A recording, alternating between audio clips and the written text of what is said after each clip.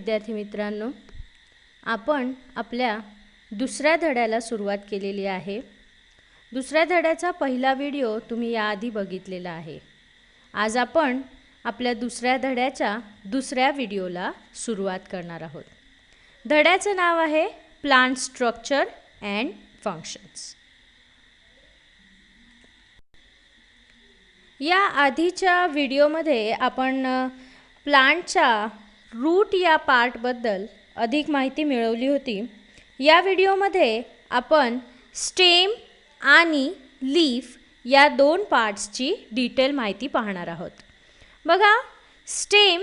The stem grows above the soil from the plumule of the sprouting seed.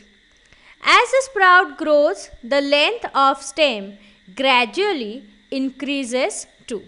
तुम्हाला माहिती आहे की या आधीच्या व्हिडिओमध्ये आपण पाहिलं होतं की जे आपलं सीड असतं, या सीडमधून दोन पार्ट्स बाहेर येत असतात. त्यातला एक पार्ट असतो प्लुम्युल आणि दुसरा पार्ट असतो रॅडिकल. रॅडिकल डेव्हलप होऊन त्याचे रूट्स तयार होतात, तर प्लुम्युल डेव्हलप होऊन त्याच्यापासून स्टेम तयार होतं. आणि हे जे स्टेम आहे ते हळूहळू जसं जसं सीड डेव्हलप होत जातं तसं तसं हळूहळू त्याची वाढ व्हायला सुरुवात होते. आणि स्टेम जे आहे that grows above the soil. सॉइलच्या वरती त्याची वाढ होत असते. इथे तुम्हाला दिसतं आहे की आधी हे छोटं आहे, मग हळूहळू त्याची वाढ झालेली आपल्याला दिसून येते. आता जे स्टेम आहे, या स्टेमचे काही महत्त्वाचे पार्ट्स असतात, तर ते पार्ट्स आपण बघूया. There are nodes on the stem. Leaves come out at the nodes. Nodes हा जो पार्ट असतो स्टेमवरचा, या पार्टमधून लीव्स उगवून येत असतात त्या स्टेमवरती.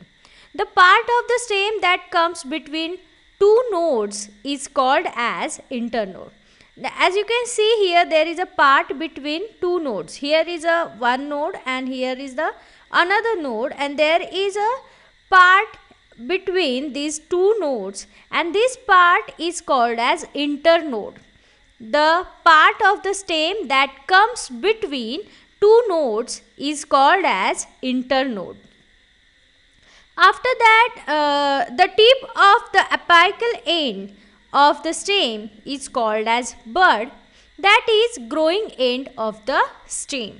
स्टेमला एक एंड असतो वरच्या बाजूला, जिथून आणखीन तो स्टेम ग्रो होत असतो, त्यालाच आपण म्हणतो त्याचा ग्रोईंग एंड. आणि हा जो एंड आहे त्या ठिकाणी एक बड असते, जी बड डेव्हलप होऊन पुढे स्टेममध्ये कन्वर्ट होत असते. जसं इथे तुम्हाला दिसत आहेत, ही बड आहे आणि या बडमधूनच त्या स्टेमचे लीव्ज येणार आहेत आणि मग नंतर तो स्टेम डेव्हलप होत जाणार आहे. तुमच्या आजूबाजूला ज्या वेगवेगळ्या वनस्पती असतात त्यांच्यामध्ये तुम्ही हा ग्रोईंग एंड अभ्यासू शकता. ग्रोईंग एंडच्या जवळ तुम्हाला त्या वनस्पतींची कोवळी पानं असलेली दिसतात आणि हे तुम्ही नक्कीच बघितलं पण असेल याआधी. त्यालाच आपण म्हणतो अपायकल एंड ऑफ स्टेम. आणि हे सगळे आहेत parts of stem. Parts of स्टेममध्ये महत्त्वाचे 3 पार्ट्स आहेत. एक आहेत नोड, दुसरा आहे इंटरनोड आणि tip. Tip of stem that is apical end of the stem where bud is found, and from that bud stem gets increased. बघा, इथे आता आपण पाहणार आहोत leaf and parts of leaf. Leaf तर तुम्ही सगळ्यांनी बघितलेलं आहे.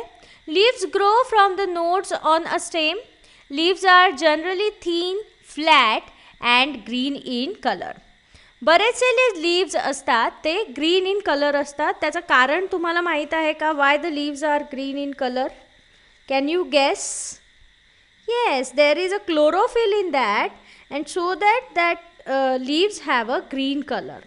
क्लोरोफिल जो असतो तुमच्या लीव्समध्ये, त्याच्यामुळे तुमच्या लीव्सना ग्रीन कलर आलेला असतो.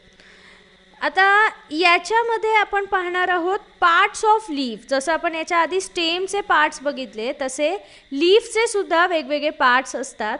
तर पहिला पार्ट आहे लीफ लॅमिना, किंवा त्यालाच लीफ ब्लेड असं सुद्धा म्हणतात. हा जो इथे तुम्हाला पार्ट दिसतोय, plain part, the broad spread out part of leaf is called as leaf lamina or leaf blade. जो असा पसरट भाग आहे पानाचा त्यालाच आपण लीफ लॅमिना असं म्हणतो किंवा त्यालाच आपण लीफ ब्लेड असं सुद्धा म्हणतो. त्यानंतर दुसरा भाग आहे तो आहे leaf margin. As you can see there is a leaf margin. इथे या पानाला वेवी मार्जिन आहे, लीफ मार्जिन जी आहे ती, आणि लीफ मार्जिन हा सुद्धा लीफचा एक पार्ट आहे. लीफ टीप और लीफ ॲपेक्स. ॲपेक्स म्हणजे काय, start end point of the leaf किंवा ज्याला आपण टीप असं सुद्धा म्हणतो. This is the leaf apex of the leaf. Petiole that is stalk of leaf. लीफचा जो देठ असतो त्याला आपण पेटिओल असं म्हणतो. स्टिप्यूल्स हे आपल्याला सगळ्याच प्लांट्समध्ये बघायला मिळत नाहीत.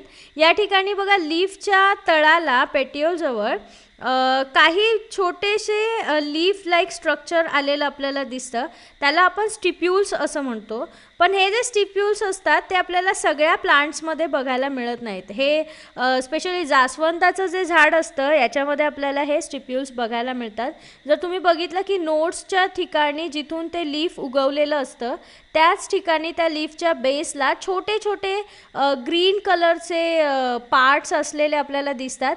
त्या पार्ट्सना आपण स्टिप्यूल असं म्हणतो. आणि हे जे स्टिप्यूलचे पार्ट्स आहेत हे सगळ्या वनस्पतींमध्ये असत नाहीत. So the parts of leaf are leaf lamina, leaf margin, leaf tip, or we also can call it as a leaf apex, petiole and stipules. These all are the parts of leaf. बघा पुढे आपण पाहणार आहोत types of leaf. लीफचे दोन main प्रकार असतात. त्याच्यामध्ये आहे simple leaves and compound leaves. Now let's see what is meant by simple leaves. Leaves of some plants have single undivided leaf blade and a single midrib. Such leaves are called as simple leaves. As you can observe this figure, there are four types of simple leaves are given. हे जे पहिलं leave आहे ते आहे banyan ट्रीचं, दुसरं आहे banana ट्रीचं, तिसरं आहे हिबिस्कस आणि चौथं आहे पीपल. हे जे 4 लीफ आहेत यांचा जर तुम्ही नीट अभ्यास केला तर तुमच्या लक्षात येईल की या प्रत्येक लीफमध्ये एक मिड वेन आहे, मध्यभागाला एक मोठी शीर आहे आणि त्या मिड रिबमधून ते जे पान आहे ते डिवाईड झालेलं आहे आणि त्या मिड रिबमधूनच त्याचे सब रिब्स बाहेर पडलेले आहेत, सब वेन्स बाहेर पडलेले आहेत आणि त्या डेव्हलप झालेल्या आहेत. म्हणजेच सिम्पल लीव्स जे असतात या सिम्पल लीव्सचं स्ट्रक्चर असं असतं की त्यांना एक मधली वेन असते जाड आणि त्या वेनपासूनच त्याच्या आणखीन वेन्स डेव्हलप झालेल्या दिसून येतात. कंपाऊंड लीव्स काय असतात? The blade of leaves in some plants is divided into many small parts called leaflets are called as compound leaves. Now observe this figure. You can see there are various types of compound leaves are shown here. First one is a rose leaf. तुम्ही जर पाहिलं तर रोजचं जे leaf असतं त्याच्यामध्ये 3 पानं एकत्र जोडलेली असतात. किंवा हे जे आहे इथे हे तुमचं आमलाचं लीफ आहे.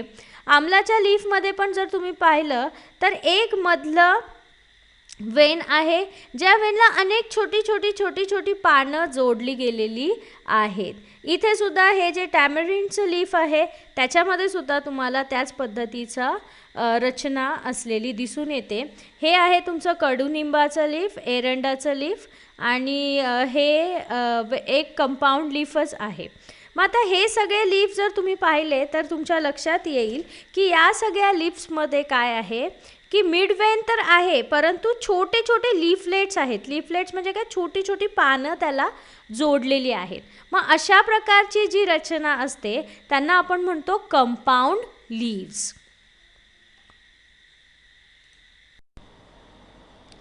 बघा इथे आपल्याला different types of leaves according to their arrangement.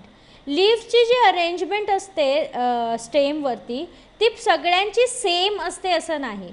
काही ठिकाणी तुम्हाला अल्टरनेट स्वरूपाची अरेंजमेंट दिसते, काही ठिकाणी स्पायरल स्वरूपाची, काही ठिकाणी अपोजिट अरेंजमेंट असते आणि काही ठिकाणी वर्ड अरेंजमेंट असते. In different plants, the arrangement of leaves on the stem is different. It may be alternate, opposite, whorl, spiral, etc.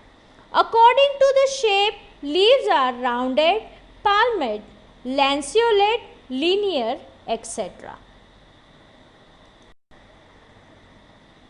लीव्सच्या अरेंजमेंटनुसार आपण त्यांचे काही भाग पाडतो आणि त्यांच्या शेपनुसार, जे आपण आधीच्या स्लाईडवर पण बघितलं, तर लीव्सचे वेगवेगळे शेप्स असतात. Rounded shape, palmate shape, linear shape and lanceolate shape.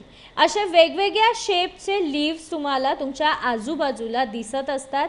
तुम्ही तुमच्या आजूबाजूच्या वनस्पती अभ्यासा आणि त्यांचे ह्यानुसार तुम्ही वर्गीकरण करू शकता की राउंडेड शेपच्या प्लांट्स कोणते आहेत, पॅल्मेट शेपचे प्लांट्स कोणते आहेत, लिनियर शेपचे प्लांट्स कोणते आहेत आणि लॅन्सिओलेट शेपचे प्लांट्स कोणते आहेत.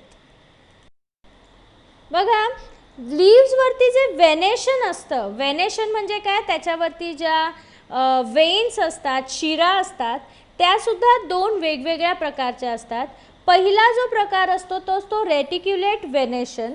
हे पान जे आहे ते कशाचं आहे, पिंपळाचं पान आहे. अगदी जवळून त्याचा हा फोटो काढलेला आहे. या पानामध्ये तुम्हाला दिसत असेल की इथे मध्यभागी एक मोठी वेन आहे आणि या वेनलाच छोट्या वेन्स आलेल्या आहेत आणि त्यांचे एक जाळी तयार झालेली आहे. One mid Wien and veins arise from the mid Wien. हे जे मेन वेनपासूनच बाकीच्या वेन्स तयार झालेल्या असतात आणि अशा प्रकारची जाळी ते तयार करतात पानांची आणि त्या प्रकाराला आपण म्हणतो रेटिक्युलेट वेनेशन. तुम्हाला माहिती आहे की आपण डायकॉटिलिडनस प्लांट्सबद्दल माहिती मिळवली आहे याच धड्यामध्ये आणि डायकॉटिलिडनस प्लांट्स ओळखण्याची ही सुद्धा एक सोपी वे आहे की त्याचे लीव्सचं जे स्ट्रक्चर असतं त्याच्यामध्ये आपल्याला जर अशा प्रकारचं जाळीदार वेनेशन, रेटिक्युलेट वेनेशन जर दिसलं तर ते प्लांट असतं डायकॉटिलिडनस प्लांट. पुढचं जे आहे त्याला आपण म्हणतो पॅरलल वेनेशन. आता इथे बघा मक्याची पानं इथे आहेत. All the veins are parallel running from the leaf base to the leaf apex. याच्यामध्ये जे प्लांट्समध्ये जे वेन्स असतात, या प्रकारच्या प्लांट्समध्ये या वेन्स पॅरलल लाईन्ससारख्या असतात, ज्या त्यांच्या बेसपासून सुरू होतात त्या ॲपेक्सपर्यंत. ॲपेक्स म्हणजे काय, लीफचं टोक. बेसपासून त्याच्या टोकापर्यंतच्या त्या पॅरलल लाईन्स असल्यासारखं वेनेशन असतं. त्याच्यामध्ये असं जाळीदार स्ट्रक्चर आपल्याला दिसत नाही आणि हे जे पॅरलल वेनेशन असतं हे मोनोकॉटिलिडनस प्लांट्समध्ये आपल्याला दिसतं.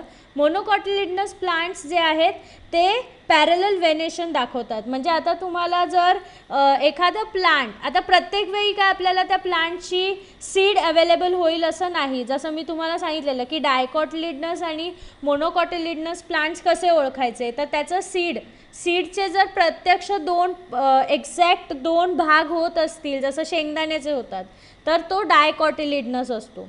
आणि जर सीडचे एक्झॅक्टली दोन भाग होत नसतील, जसं गहू आहे, गव्हाचे एक्झॅक्ट दोन भाग आपण करू शकत नाही, तर तो मोनोकॉटिलिडनस असतो. पण प्रत्येक वेळेस आपल्याला प्रत्येक ट्रीचं सीड अवेलेबल होईलच असं नाही, तर त्यांच्या पानांच्या रचनेवरून पानांमध्ये ही जे काही वेनेशन आहे या वेनेशनचा जर तुम्ही अभ्यास केला, जर जाळीदार वेनेशन असेल, रेटिक्युलेट वेनेशन असेल, तर ते असणार आहे डायकॉटिलिडनस प्लांट आणि जर पॅरलल वेनेशन असेल तर ते असणार आहे मोनोकॉटिलिडनस प्लांट. हे वेनेशनच्या प्रकारावरून सुद्धा तुम्ही प्लांटचे प्रकार ओळखू शकता. तर मग या धड्यामध्ये आपण काय शिकलो? The conclusion of this lesson. In this video we have learn about all parts of stem and leaf. झाडाचं स्टेम आणि झाडाचं लीफ याबद्दल आपण बरीचशी माहिती या व्हिडिओमध्ये बघितलेली आहे. अजूनही काही पार्ट्स आहेत, ते आहेत फ्रूट्स अँड फ्लावर्स. या पार्ट्सची माहिती आपण आपल्या पुढच्या व्हिडिओमध्ये बघू.